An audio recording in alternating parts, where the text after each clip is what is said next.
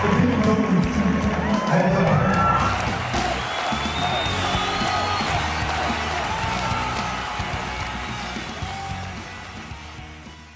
and welcome to the show. Now, over the last couple of weeks, you guys now have been talking about things that really irked me off. One of the things that's irked me off recently was matchmaking and matchmakers and how they get into your personal space. But so while I instructed the team to have a look at some of the research around that to do a show, I've come up with something interesting, and that was I found a separate party that actually does matchmaking but on a professional level. And I kind of saw the space for that. So I was totally anti-matchmaking until I found Mike and Shannon, because they have a space in the world that could do matchmaking, but on a professional level. So let's talk to them. Welcome to the show, Shannon, Mike. Thank you. Thank you, Faizal. I'm gonna start off on Shannon's side. Now, Yes. if you heard what I said when we started the show, my intention was to bash the matchmakers.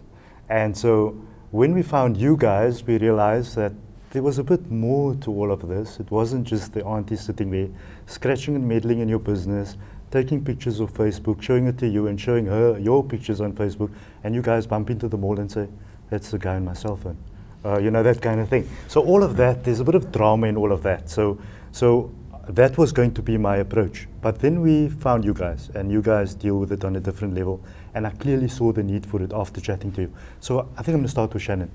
Matchmaking. Well, Faizal, You from Perfect Partners. Yes, that's right. I'm the CEO, and we've been going for nearly 11 years now. And in the beginning, I was very naive, fill a room with men and women, and they will meet each other because they're all single, and they will like each other and row off into the sunset happily in love.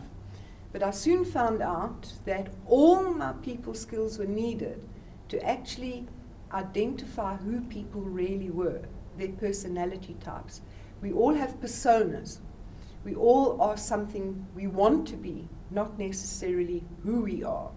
We all know when we were at school, when we wished we were somebody else's child or somebody else's brother or sister. So we kind of carry that into our adult life as well. And that is why online dating is so full of fraudulent personas.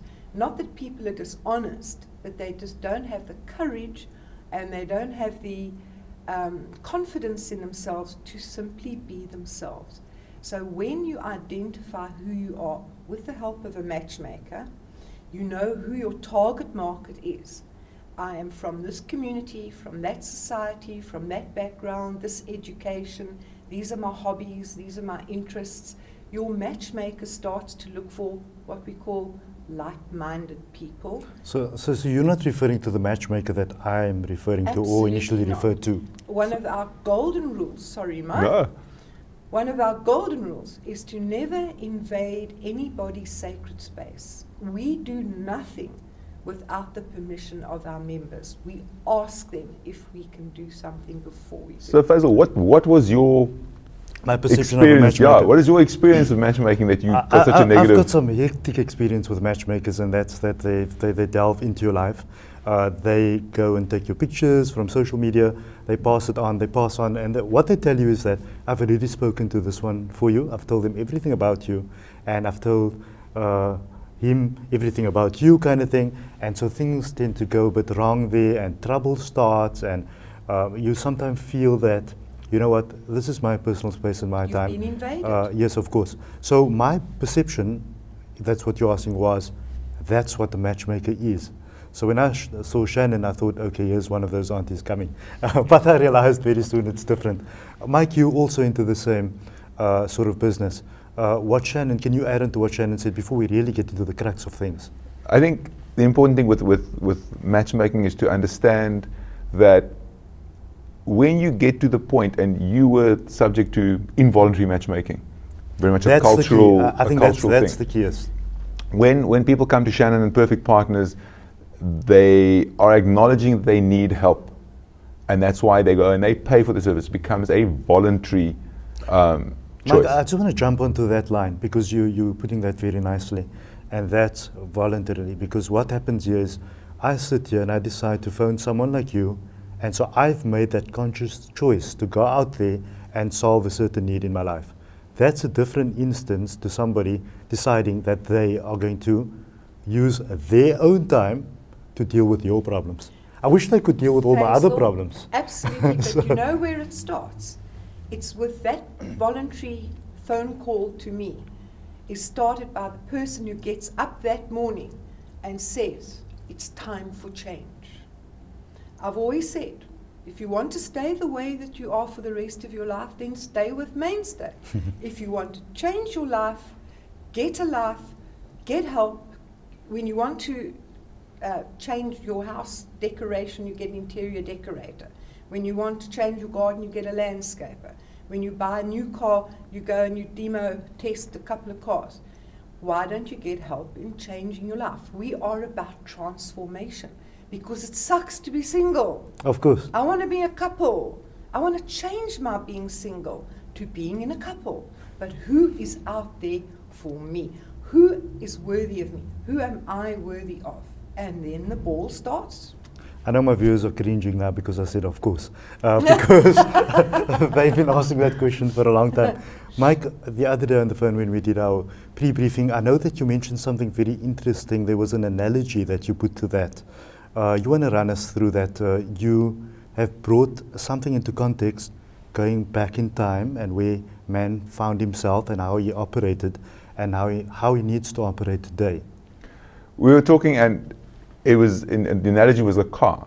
You know, so 20, 30 years ago, you could buy a car, and if something went wrong with a little bit of help, you could fix it. They were mechanical things that were relatively easy to fix.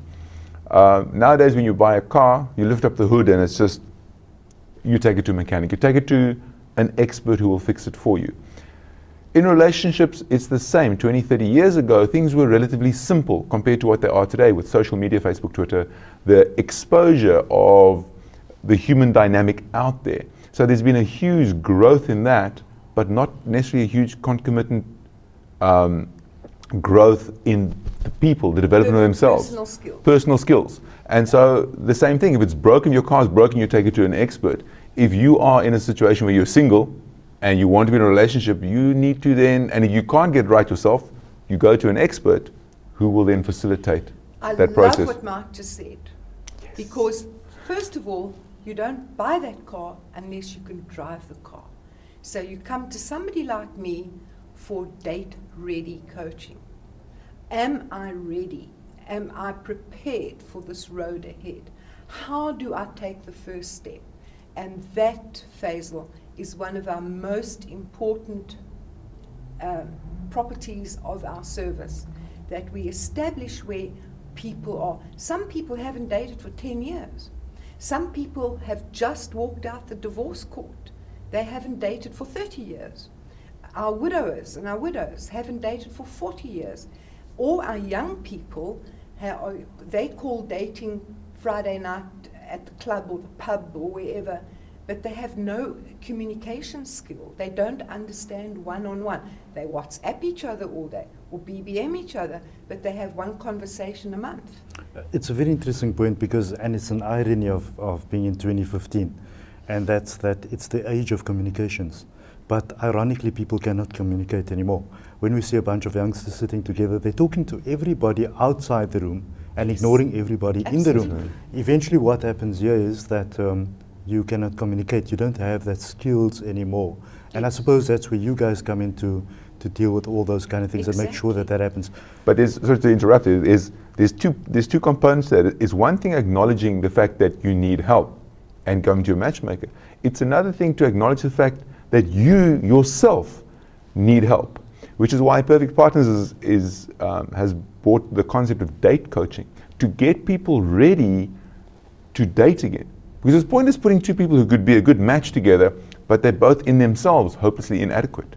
So date coach then gets them ready, so when they do meet, there's a far bigger chance of match happening. What I'm saying is that people don't have to join me and suddenly next weekend they're hitting the road and they're dating the world. They can actually say, Shannon, I want it's like your this perfume, just spray it on and Yeah. everyone will come to you kind of thing. Is, instant change. They can actually take a 6-week dating coach course with me for 2,000 Rand, which is really nothing because a regular coach can charge anything from 650 to 1,200 Rand an hour for 10 sessions. I'm charging 2,000 Rand for 6 weeks. I want to go into that, Mike, and I just want you to add on to this because something that we chatted about earlier on.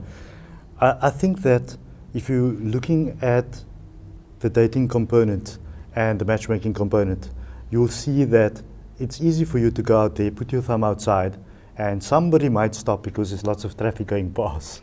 So, but the question is, who will stop? Is it the person that is actually going to be for you? So you're going to spend the rest of your life with somebody that looked attractive, that decided you're going to go with now, and you see that sunset, and you know, you're sitting there with 2 glasses and the thing looks all nice, and then tomorrow morning you wake up and the other party might have been after your finances, your car, or something else. I don't know what it might be. Is this not where you guys come in to make sure that all of that checks and balances happens? Absolutely. We screen, sorry Mark, I'm stealing your thunder. Mark has got a recruitment company and we come together way back from the corporate world where I was in recruitment as well. We recruit our people. We don't have a database. We know exactly our youth groups, our cultural groups, our diversity, our level of IQ and EQ, because we're not all brain boxes. Some of us are just average people. And then I've got space cadets on my books that are total scientists. You need to understand the diversity of every human being and in every individual. You need to put yourself in their shoes. What is their background? They need to share with you. And one of the very first things you need to do in this business is be authentic. When people are talking to me, tell it to me like it is. I'm your publicity agent. I speak for you. I put you out there as my product, shined up and all bells and whistles as the person you are, because I'm going to offer your profile to hand-selected people, and the one who says, yes, this is what I've been looking for, is the person who's going to ask to meet you, and you leaving your door knowing, he likes me already. And that is much better than a blind date or going in cold or meeting online where you think this is the person you're meeting and only find out 3 months later. So let's take the car analogy further on that. Yes. If you want to sell your car, and this is what people are doing with online dating, is they take a picture of their car when they bought it and they're trying to sell it now, except the car is now 8 years old or 10 years old, hasn't been cleaned, looked after, serviced. But they put the old picture on and then they go and look for other people who also put the picture of when the car was new, and they come together and it's filthy. So what you do is you take it to a dealer. He tells you, look, you've got to clean it up, you've got to vacuum, you've got to polish, you've got to fix this bump, boom, boom, boom, to get best value. And then when 2 of those come together, there is a far better chance of connecting. Now I want to ask you a question while I'm here. You had an antipathy towards matchmaking. Is that a big cultural thing that happens in the communities that you are? Is it I think that's an interesting question, Mike. I think that when you're looking at, if I may just be very candid. Absolutely. You guys come from a white background, so things are a bit different. I think that there's a sense of liberalness with regards to relationships. There are different cultural issues that go on there. So certain things are a bit more on the flexi level than what it is within the Muslim Indian community. This community in particular, and I don't speak for everyone, but for most of them, this is a subject that is normally controlled by the elders somewhere around the land. So if things are not happening, they will intercept the space and make sure that they're going to make things happen. The aunties and the uncles. Yes, it's the aunties and the uncles will start. But in my view, they do not realize the pressure that they are putting onto those people out there to conform to their standards. So they had certain standards for themselves, and they're enforcing those standards back onto, and there's generation gaps here. So obviously things have changed, like you said. So is that not making trouble in paradise? For who? For the aunties and uncles? For the recipient of this unwanted award. Can I please answer that, because Yes. I've got living experience Yes. of it. We have got a reasonably good Indian database, but we have to break that up into the different castes. Gujarati, Hindi, Tamil. When people say, I'm Hindu, I need to ask them, what exactly are you? Oh, so you're going like further down. I'm Well, going you have further to. Yes. down. We have to. And then we have to look at how orthodox are you in your traditions? what is your background? I must say that a lot of our Indian people that are open spiritual have moved on. They are non-religious, but they do believe in a divine power. And this is a new age thinking that is emerging now. I do have parents that phone me and tell me that their Hindi children want to get married now, and would I now help them? Matchmaking, by the way, started with the Indian culture 6,000 years ago. So it's the most known activity for the Indian community. It's very interesting that you're saying that. I must admit I got a lot of experience after 6,000 years. But what, in this day and age, what then would be the cultural imperative to using a professional matchmaker? Or is it about the fact that it stays with the aunties and uncles? Is it the concept of matchmaking, or is it who's doing it? No. I think that it should be handed to people like yourself if there is a need. Yeah. I feel that youngsters feel pressured, and they today I think that we've got a sense of individualism that has happened over Absolutely. time. And when people do that, they're obviously crossing over into that space, and that can become an annoying factor. So what happens? You avoid such people. And is that a healthy situation at all? Well, Faizal, this is the thing. It's when the parents, the aunties, the uncles are imposing their ideas on the youth. That is where things go wrong. Because as a relationship coach, which I am also for our married couples and our couples, once we've put them together, they are free to phone me for advice ad infinitum. And if they haven't been, if they aren't there for themselves, if they're there to satisfy somebody else's blueprint, they're going to come unstuck. Then you have affairs, you have abuse, you have unhappy children.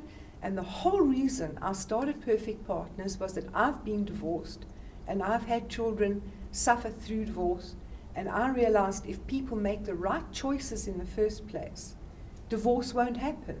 But when people are forced to be together, and it isn't like the old days where you had the little community village where you lived all your life and you all knew each other and you were each other's backup and you could marry on Sally's best friend's son or whatever. You had a comfort zone. It's gone now. If the young people today don't learn to deal with life as it is out there without the parental backup all the time, they don't ever grow up. Correct. Khalil Gibran said, the arrow must be straight and swift from the bow, and the children are from us, but not ours. So we have to let our children go and make up their own minds. And it's wonderful. I was actually married to a Jew, and I was born Methodist. That's interesting. And I found it very enriching because we respected each other's religion. We ran a Jewish and a Christian home. We had Passover and we had Easter. We had 2 New Years. So many public holidays. And It might have been about that for Shannon. Absolutely. and it was wonderful to integrate our cultural differences into families and reach out to each other. At the end of the day, Faizal, we are human beings. Correct. Yes. So Faizal, would you, since you have been the recipient of unwanted matchmaking, would you consider using a professional matchmaker? I think just in the 28th minute of the show, I'll comment on that one. So they say never say anything in studio that you don't want to be bound by. So I'm not going to comment on that one right now. So if you were a good journalist, you'd have tried to probe me for that one. But Mike, just looking at the situation with regards to things can go right in any situation. Yes. Things in life go right and things go wrong. In your business, are there things that go wrong? You believe that person A is meant for person B based on X criteria, and I'm sure you have a process for all of that, how you determine all of this, and you give the person options, and they've chosen somebody at their own accord based on what you've presented to them, I suppose, but somewhere down the line something can go wrong. Yes. What's your thoughts around that? Life can go wrong, but life can also go right. And to focus everything on relationship as the be-all and end-all, it's not. What it is about the personal growth that everybody has to undergo themselves. You cannot, two halves do not make a whole. It's two wholes that make a better whole. And I think it's important to understand that if you get to the point of matchmaking, that it is actually a process of self-development. What have you done? We have people that have come to Shannon and over the years with a false agenda. They're looking for one-night stands. They're looking for a movie buddy. They're looking for a whole lot of things. What is their agenda? Financially. A leg up financially. So then things can go horribly Do you wrong. guys actually take on such cases at all? No. Well, we try Because not to. then it's not about the partnership, it's about the money or something else, is it? I'm very non-judgmental. Being part of the code of ethics I signed when I qualified as a coach. A person might come to me with that agenda because that's all they know. That is their security lighthouse. But the minute I bring light into their lives, that a fulfilling relationship, a happy sex life, happy children, make a happy community, suddenly it's not just the focus on money will solve everything. That is why I'm a coach, you see, and that's why matchmaking has to be done by a qualified person. I've got a psychology background. What Mike was saying too, and what you asked, what happens when things go wrong?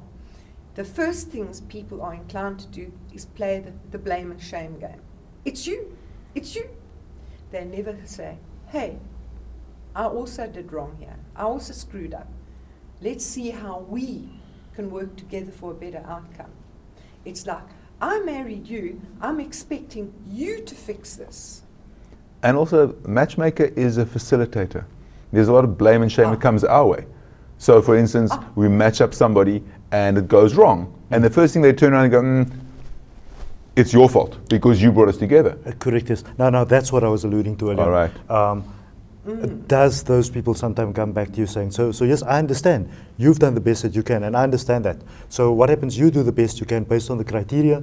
The guys go out there and, you know what, Mr. X really comes out and he maybe told you he was Mr. Y. So certain things change on the axis there, and then what happens is the fight starts and then they come back to you and say, it's your fault. It's easy to do that. How do you deal with that? Well, luckily, I have in my nearly 11 years not had many of those. I can even say in the last 12 months, I've only had 2. I had one where the lady decided to bail on a really good relationship based on the fact that not the man she was in love with, but his family had a lot of scandal and skinner about them. And it was just a shame that she couldn't stick it out with him. And I've had a married woman this very week, got married 2 years ago, coming from a very abusive background in the past with her ex-husband, and terrible abuse with her children, married to a very nice man, and apparently he hit her for the first time this week. And I have to now ask both parties, because they've come to me after 2 years, how did this happen? Did you provoke him? Because this is what you know, this is your comfort zone, you can cope with it better than you can cope with the man you married, who was kind and sweet and loving and generous. You wanted that drama in your life. What is the question? I might refer them to a psychologist, because this has a pathology of imprinting from way back before they joined me. I only charge 5,500 Rand, Faizal, to join me for a 12-month contract. A matchmaker overseas charges $20,000 or £20,000. It's a serious business. It's a very serious It is very serious But it is business. serious business. Think about it. If this is not done correctly and with the correct expertise, you can get up every morning for the rest of your life an unhappy person. Absolutely. So what price do you attach to that? Don't you watch Crime Farm? And who makes the choice? At the end of the day, everybody has to take personal responsibility for their own growth and their own development. And they have to turn around and say, I need help. Where do I go? Then you go to the best. And Perfect Partners is an industry leader without a doubt in South Africa. You go there, but understand you are part of a process. You cannot abdicate your responsibility and say, right, Shannon, it's now your job.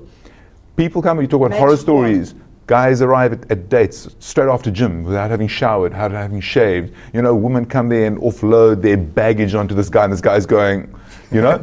And that's where the date coach where Perfect Path is expanded to make people date ready, so that the matchmaking process has bigger chance of succeeding. And that's why after they've hooked up, if they need relationship coaching and date coaching, it's a different lucky packet. It's a different Yeah, of course, yes. ball game. And now we come to the end of the show, and I'm going to ask you again as a good journalist, would you be prepared to use a professional matchmaker? I'll give you the answer just as we end the show. Okay, I've got, they call this delay tactics, but it's fine. We won't edit this part out, don't worry. Shannon, one last question before I ask him a last question.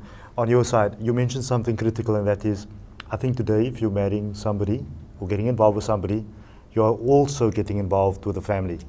How do you deal with that when it comes to criteria? Because I know many good people with very funny Very bad families. So how does that work? Let's just put it out there. At the moment, I've got 2 couples where it's critical at the end of at the point of them breaking up, because the children are causing havoc in their life. So quite honestly, we don't just interview you for an hour. And yes, you want to meet face to face. We interview by telephone or Skype, because we work countrywide in every major centre. We have a big black database as well. We go as far as we can with that. The same cultural differences, by the way, apply there too. So we cover all the diversity in the country. But at the end of the day, you've got to be aware as a matchmaker that there are pets, servants, children, parents-in-law, brothers-in-law. It's a tribe. And you've got to try and prepare them mentally. I'm not just going out with Sally on Friday and I'll be shagging her on Sunday and next week we're going to get married.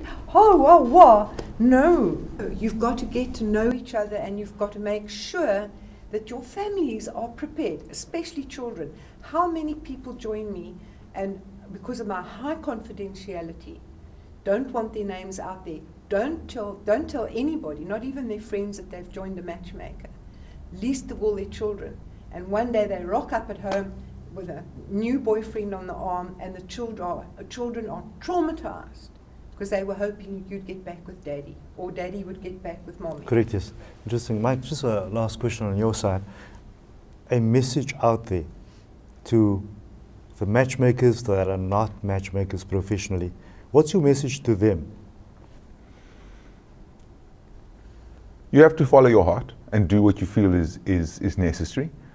But by the same time, you have to, if you expect respect to be given to you, you need to give respect and respect the people that you wish to matchmake, their choices as well. And if they say no, respect that.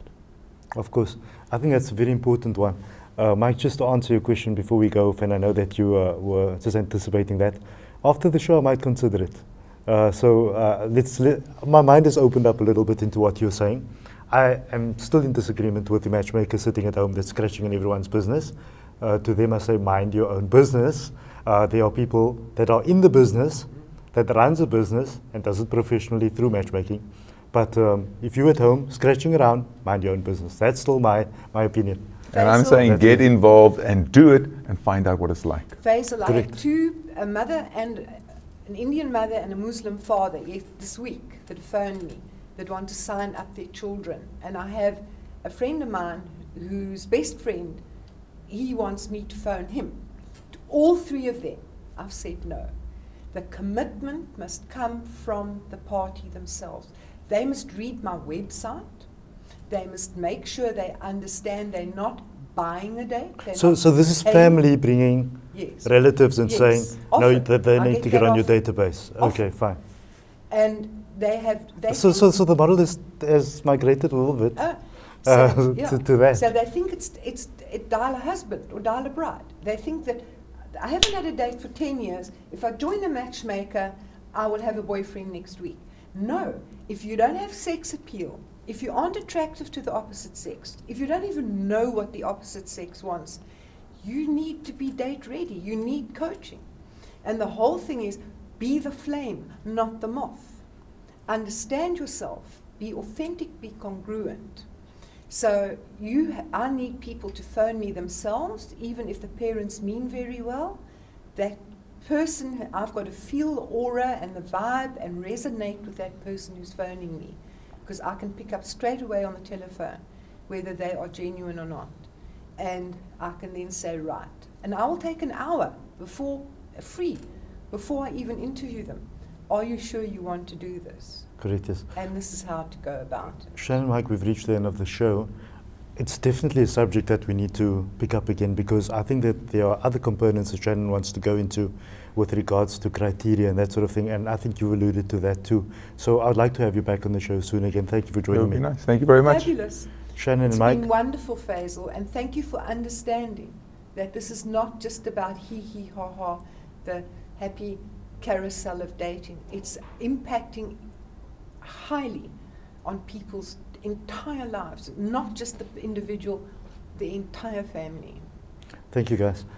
Shannon, Mike, and finally we have shed some light on this idea of matchmaking and the right way to go and the incorrect way. And obviously I stand with what I said earlier on, that is, the auntie at home that's matchmaking, please mind your own business. Refer the guys off to perfect partners and people like Shannon and Mike that's able to deal with those issues. Until next time, thank you for joining us. Goodbye.